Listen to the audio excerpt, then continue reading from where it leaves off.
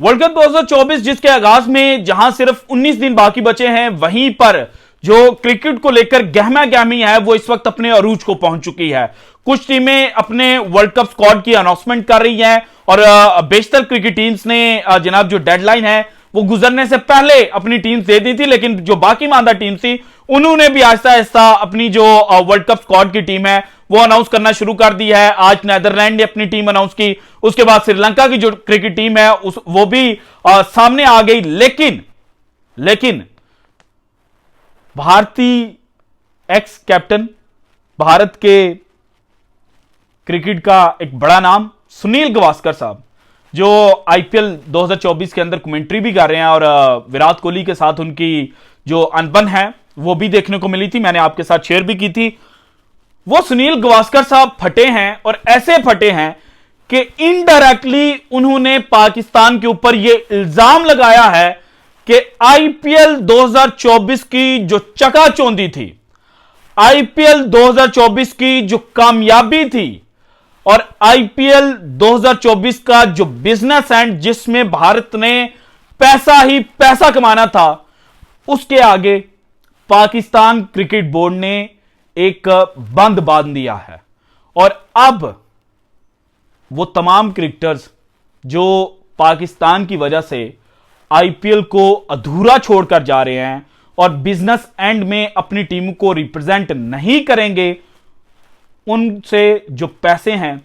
वो वापस ले लेने चाहिए। और इसके अलावा वो क्रिकेट बोर्ड्स जिन्होंने अपने खिलाड़ियों को वापस बुलाया है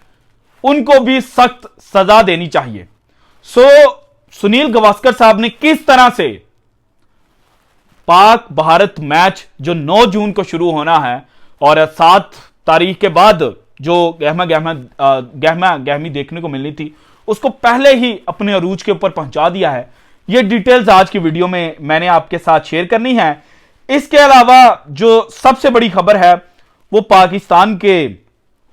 2 मायानाज खिलाड़ी जिन्होंने पाकिस्तान सुपर लीग सीजन 9 खत्म होने के बाद अपनी रिटायरमेंट वापस ली थी। और इमाद वसीम, उन्होंने तो नवंबर 2023 के अंदर रिटायरमेंट अनाउंस की थी और उनके हवाले से यह कहा जा रहा था कि वो वर्ल्ड कप 2024 से पहले अपनी रिटायरमेंट जो है वो वापस ले लेंगे, क्योंकि पीएसएल के अंदर वो परफॉर्मेंस देंगे और सीपीएल के अंदर जो उनकी परफॉर्मेंस है उसकी वजह से पाकिस्तान क्रिकेट बोर्ड उनको कहेगा कि भाईजान आए और पाकिस्तान टीम को रिप्रेजेंट करें। लेकिन मोहम्मद आमिर की जो रिटायरमेंट वापसी हुई थी उसने कई जो प्लेयर्स हैं, एक्स क्रिकेटर्स और क्रिकेट फैंस, उनको शुकूक शुबहात में डाल दिया था। रमीज राजा ने तो यहां तक कहा था कि अगर मेरा अपना बेटा भी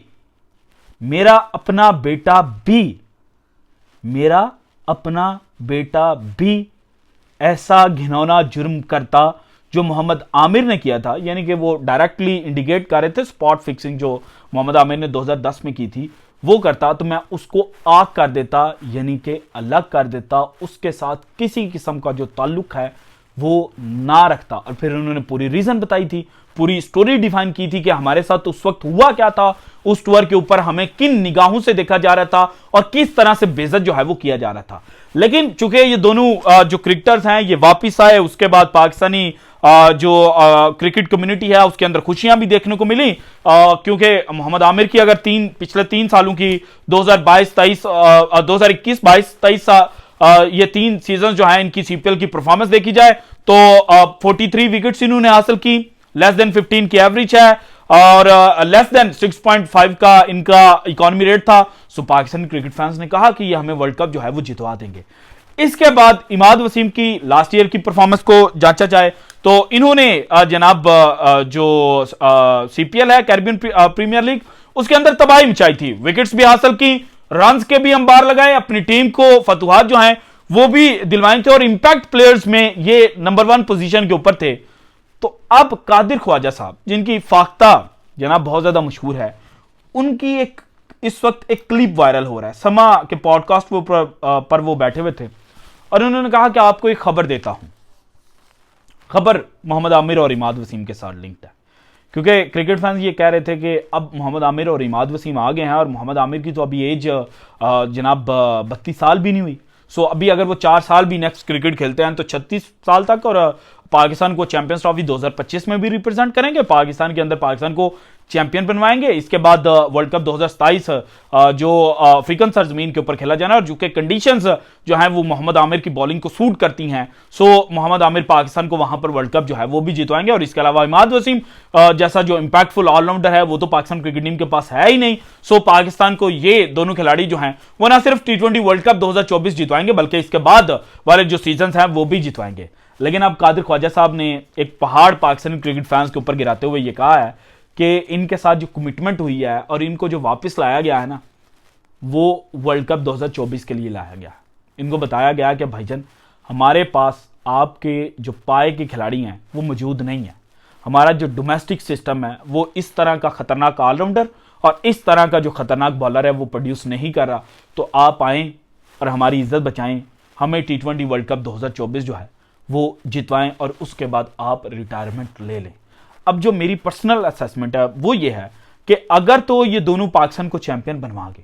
तो फिर तो इनकी क्रिकेट चलेगी और ये चैंपियंस ट्रॉफी 2025 भी पाकिस्तान के लिए खेलते हुए नजर आएंगे। लेकिन अगर 2024 का जो T20 वर्ल्ड कप जिसका फाइनल 29 जून को बारबाडोस के अंदर खेला जाना है वो फाइनल पाकिस्तान नहीं जीता तो देन ये दोनों अगेन रिटायरमेंट अनाउंस कर देंगे और फिर ये लीग और फ्रेंचाइज जो क्रिकेट है उसके अंदर जनाब जो अपना स्कोप है वो देखेंगे। और इसके अलावा ये भी संभव हो सकता है कि ये T20 क्रिकेट की हद तक पाकिस्तान को रिप्रेजेंट करें और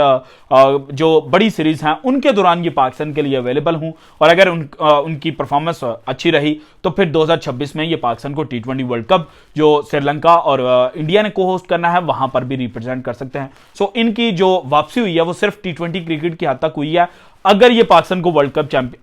कप चैंपियन नहीं बनवाते। सो अगर पाकिस्तान वर्ल्ड कप चैंपियन बनता है तो देन अगेन ये पाकिस्तान को जो लॉन्गर फॉर्मेट है जो 50 ओवर्स का फॉर्मेट है उसमें भी रिप्रेजेंट कर सकते हैं। सो ये जो रिटायरमेंट की खबरें हैं वो इमाद वसीम और मोहम्मद आमिर के हवाले से आई हैं। अब आते हैं जो हमारा मेन टॉपिक था, और हमारा मेन टॉपिक के जो इंट्रो है उसमें मैंने आपको बताया कि सुनील गावस्कर ने एक नई जंग जो है वो शुरू की। और सुनील गावस्कर जो है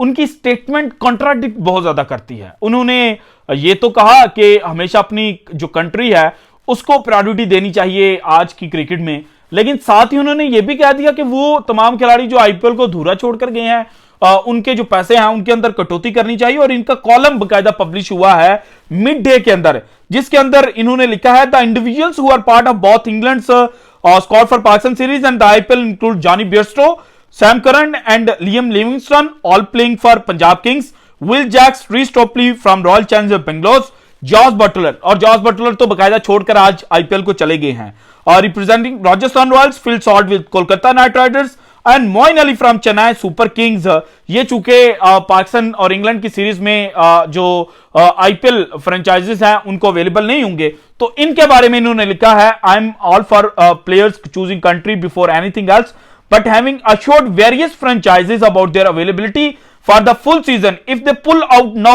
it will be letting down the franchises which probably pay them more money in one IPL season which they don't earn in a few seasons with their country. अब ये स्टेटमेंट आप सुनील गावस्कर सुने कि आईपीएल खिलाड़ियों को इतना पैसा देता है कि जितना ये एक सीजन में ना आईपीएल में कमाते हैं ना उतना 3 सीजन अपने मुल्क के लिए खेले ना तो उससे नहीं कमा पाते। तो भाईजान आपको पता है जो क्रिकेट की और स्पोर्ट्स के ऊपर बड़ी बड़ी वेबसाइट्स हैं उन्होंने क्या लिखा था कि आईपीएल